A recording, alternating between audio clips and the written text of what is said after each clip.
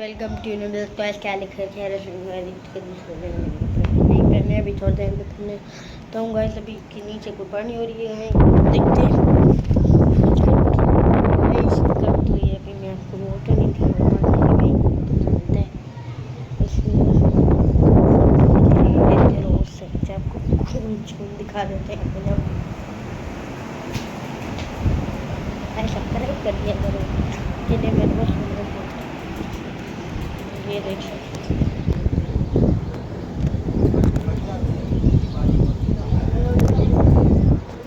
भाई देख सकते हो मैंने ट्राउज़र और शर्ट पहनी है, बस कुछ नहीं पहना। देख सकते हो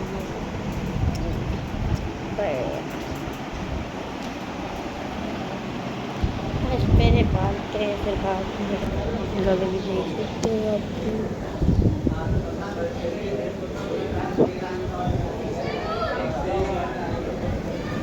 अपने खाना बहुत ज़्यादा खून है अभी नीचे।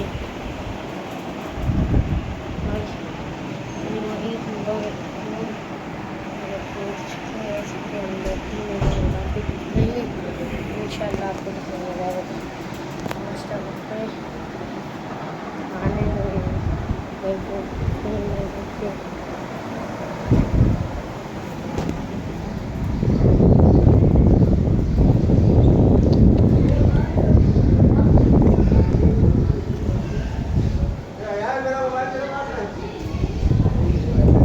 देखिए रश बहुत जमा हो गई है, रश